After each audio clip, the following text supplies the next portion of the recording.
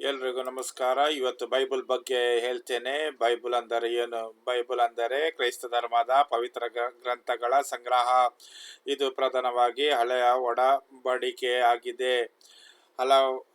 ಹಳೆಯ ಮತ್ತು ಹೊಸ ಒಡಂಬಡಿ ಆಗಿದೆ. ಎರಡು ಭಾಗಗಳನ್ನು ಒಳಗೊಂಡಿದೆ. ಈ ಗ್ರಂಥಗಳಲ್ಲಿ ಯೇಸುಕ್ರಿಸ್ತನ ಜೀವನ, ಬೋಧನೆಗಳು, ಸಾಕ್ಷಾತ್ಕಾರ ಮತ್ತು ಆಚರಣೆಗಳನ್ನು ವಿವರಿಸುತ್ತದೆ.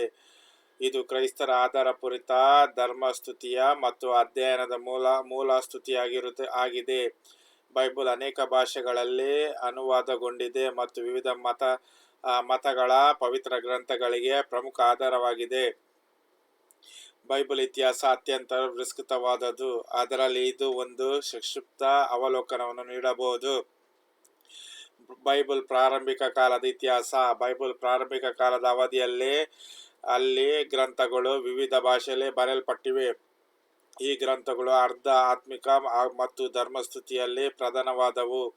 ಅವುಗಳ ಪ್ರಾಮುಖ್ಯ ಧಾರ್ಮಿಕ ಮತ್ತು ಆತ್ಮಿಕ ಸಿದ್ಧಾಂತಗಳ ನಿರ್ಮಾಣದಲ್ಲಿ ಸಹಾಯಕವಾದವು.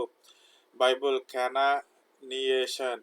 ಬೈಬಲ್ ಗ್ರಂಥದ ಸಂಕಲನದಲ್ಲಿ ಪ್ರಮುಖವಾದದ್ದು ಬೈಬಲ್ ಕ್ಯಾನನಿಜೇಷನ್ ಗಳು ಯಹೂದಿ ಮತ್ತು ಕ್ರೈಸ್ತ ಧರ್ಮಗಳ ಪ್ರಮುಖ ಗ್ರಂಥಗಳನ್ನು ಒಳಗೊಂಡಿದೆ.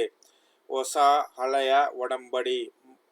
ಬೈಬಲ್ ಹೊಸ ಹಳೆಯ ಒಡಂಬಡಿಯಾಗಿದ್ದು, ಇದು ಹೊಸ ಒಡಂಬಡಿ ಮತ್ತು ಹಳೆಯ ಒಡಂಬಡಿಗಳಿಂದ ಸಂಯೋಜನವಾಗಿದೆ.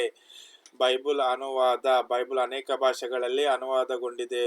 ಅದು ಪ್ರತಿಯೊಬ್ಬ ಭಾಷೆಯ ಸಾಹಿತ್ಯ ಮತ್ತೆ ನಿಮಗೆ ನನ್ನ ಈ ವಿಡಿಯೋ ಇಷ್ಟವಾದರೆ ನನ್ನ ಚಾನಲನ್ನು ಸಬ್ಸ್ಕ್ರೈಬ್ ಮಾಡೋದನ್ನು ಮರೆಯಬೇಡಿ, ಲೈಕ್ ಮಾಡೋದನ್ನು ಮರೆಯಬೇಡಿ. ಏನಾದರೂ ತಪ್ಪು ಇದ್ದರೆ ಕೂಡ ಕಮೆಂಟ್ ಬಾಕ್ಸಲ್ಲಿ ಬರೆಯಿರಿ.